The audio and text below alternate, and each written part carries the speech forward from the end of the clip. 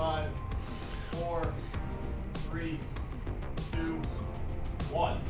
Our children are our future. Coming up next on the Jeff Crilley Show, a man who is investing in young people by making all of them feel like top achievers. That's coming up.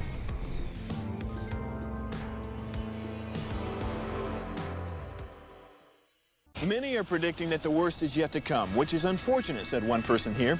Until now, they've enjoyed the reputation of being the nation's icebox. Watched a burglar in his home this morning by webcam. As a journalist of over 25 years, stories are what make my world turn. Reporting live from the Dallas newsroom tonight, Jeff Crilley, Fox 4 News. But in 2008, I took the jump from my familiar life and started a PR firm from my home. We're talking about anyone with a camcorder like the one I'm using becomes a television network. We started slowly growing the company, and we now have over 100 clients, and we've branched into the world of live digital broadcasting. I now own 8 different TV studios and have a huge team, and the stories that I now get to share are sometimes the most important of my life. Life has a funny way of coming around full circle. This is the Jeff Crilley Show.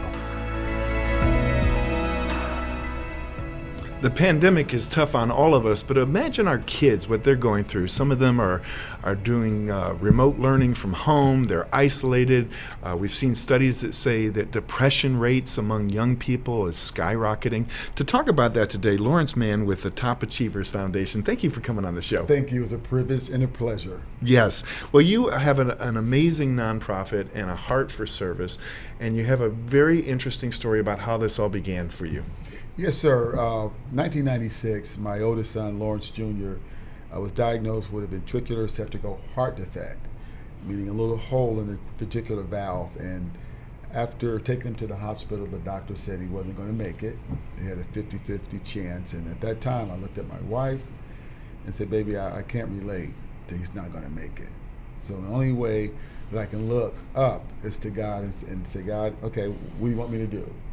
And I remember my mom telling me this story, and she was telling me that if life is going to hit you one day, it's going to hit you hard, but when it does, you make a vow to God and He'll bring you through whatever your challenges are. And so at that time, I made a vow to God, if He saved my son, I was going to dedicate my life to kids and health and fitness. And a week later, they took him off the lung bypass machine, the heart bypass machine, and the doctor said, we're just going to cross our fingers. And I just stayed true to my vow, and about 8 hours later, he opened his eyes, and that was the beginning of starting my whole career down helping kids, saving lives, and not just with from the heart surgery, but saving lives from the academics, saving lives from the economic disadvantage, and just saving lives. And how's he doing today? He's 31 years old, doing very well. He has a family of his own, and no heart defect, no problems. Matter of fact, he won in 2006, won a state championship in basketball, and was one of the key defining factors to help that team win and go over the edge. Wow. So he's doing great. You must be so proud. I'm proud. So, well, I know you're a man of faith. How is it that you were called to help young people?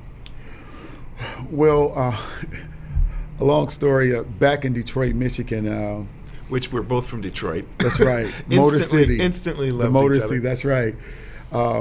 My first call was when I was scouring for a job when I was about 17 years old. And I went to a church called, I think, Westminster Church off of Outer Drive in Hubble. And I went in there just to ask someone to let me clean the lawn, let me do some janitorial work. And this young guy says, well, we may have an opening for you. And have you ever been involved with any camp or camp counselor? I'm like, no, from the hood, no camp counselor. But he said, I think you would be a good CIA, a camp counselor and assistant, and I want you to go to this camp. And my first camper was a kid named Jeff Hoffa. And Jeff Hoffa would be calling me, crying sometime about kids teasing him. And I would console Jeff. And I'm like, Jeff, what's the problem? Well, they're teasing me about my grandfather. I'm like, well, who was your grandfather? Who was your grandfather? He goes, Jimmy Hoffa. Oh, wow. So I, helped Jeff just consoled him when kids were making fun of him, because there was a time where, his family was just devastated because they didn't know the whereabouts of their grandfather. Sure. So that was my first time really mentoring a kid and consoling a kid, was the Jeff Hoffa from the Hoffa family. And I've had a chance to watch you on video interacting with kids. You just have an instant rapport with young people. Tell me how you're using that right now to help young people. Well, I think whether it's academic, whether it's sports, kids are stressful. They're feeling like, okay, what do I do? How do I do it? They compare themselves with other peers. And I just come along and make them first feel valued, make them feel that they're important, and that build that trust and that respect. From there, we help find those passions. Well, we've got some video that we're going to roll right now, and I want you to kind of take us through this. STEAM workshops. Now, STEAM is an acronym. What does it stand for? Yes, science, technology, engineering, arts, and math. Okay. And I call it STEAM AP because in the STEAM, science, engineering, arts, and math, I look for AP, athletic participation. So with all that being said, we can help find a kid's talent. And are these after-school activities? Yes, some are after school and some are weekend activities that kids can go to. But we have volunteers that working with me through the community to help serve kids. Tell me, how has COVID impacted your nonprofit? Well, COVID has impacted us because like the whole world stopped. And by using the facilities to house the kids and to work with them, we could not go into a facility. So we had to find different ways and creative ways to reach our kids. And we did that through online learning. And they call it now synchronous learning. Okay. And the synchronous learning is being in one location and having a facilitator with a group of kids learning the different content of the subject. But from the financial piece of our nonprofit, we suffered because we didn't have kids and we didn't have places to go. Yes. So that was a damper. So we had to depend on our gala to do fundraising once a year, which we had to pivot from going in person. We had to do a virtual gala this year, and it was very successful. But we suffered a little bit. Well, the need is greater than ever before, and you keep coming up with unique ways to reach young people, hearts and minds, and Yes. esports is one of them. We're going to roll some video while you describe this. Tell us about your esports initiative. Yes, the esports initiative was just, I caught up, one of my students caught me off guard and wished me happy birthday last year and said that she was just happy to reunite with me. And I said, what are you doing? And she says, well, I'm the CFO of the esports stadium in Arlington. And I replied, what is esports? And she said, you need to come and see it. And so after I started Googling esports, I realized that it was a pretty huge thing that was going on in the world. And it's part of digital marketing, which is a $123 billion industry. And so when I found that university was giving scholarships out for kids to learn esports, or kids that were good in esports like Yale, Harvard, MIT, I said I have to get into this space because it's giving more kids opportunities to go to college. And so with that being said, I went to the facility. They were impressed that Dara was a part, her name is Dara Avella, was a part of my program, and they said we want more employees like Dara. So what are you doing now to help kids? And I said, we're still doing the same thing. We're touching lives. We're still working with kids, middle school through high school. And that was something that they wanted to tap into, getting that age group into the esports industry, because it's a huge industry. Well, and I've got to brag on Lawrence because you got the attention of not just Microsoft, but Frito-Lay. Yes, sir. And they put your face on a bag of chips. Now, I want you to explain this before we roll this clip. So what did they do? So I got a call from one of my former students. Yep. And who works for the company, and he says, we're doing this big marketing campaign. We're scouring around the U.S. looking for individuals that made a difference and inspire others in their community. He said, Coach Mann, I'm going to put your name in the hat. And then he asked for my bio. He Googled some things that I was still doing in the community. And he says, we want to do a photo shoot. And if you're chosen, and we like your story, we're going to put you on 100 million bag of chips. So they put me on 3 bags of Lay's potato chips, man. That was the funniest thing in the world, man. That is the coolest thing ever. So it was cool. We've got a clip. We're going to roll it up full. Go ahead. Yes. I'm over here. Yes, I'm here with my girl Rebecca. I met Rebecca probably in 3rd or 4th grade. Now she's hanging out with me in New York City. Lay's Smile program. Smile. Yeah, smile. What do I look like? This. That is so cool. Yes. All right. Do you still have a few of those bags? I still have a few bags, but that little girl, let me tell you about Yeah. something about Rebecca Tate. She's now in New York, and when they launched the campaign, I had to go to New York and did a photo shoot there, and it was pretty cool. But we had lunch, and I remembered this young lady when she was in 6th grade because she played basketball for me, and that's how I inspired her because she wanted to get on the basketball team.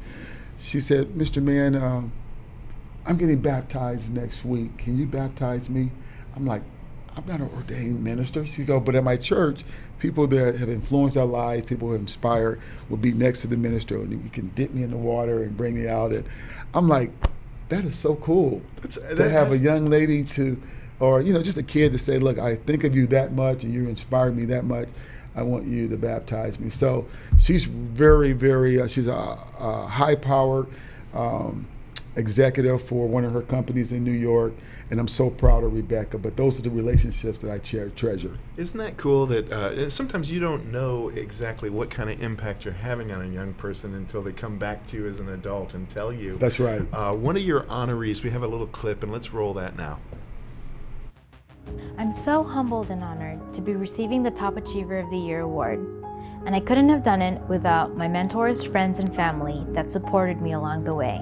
Top Achievers has made such a huge impact on my life, and I didn't really even realize it until I reconnected with Coach Mann on his birthday last year. Looking back on my life, I still remember and still believe what he taught us. Think positive and you'll do positive, because it's truly that mindset that will allow you to achieve the unthinkable.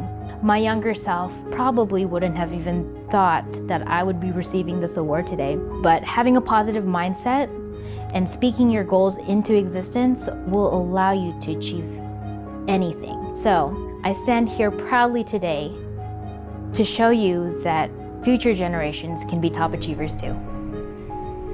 Wow.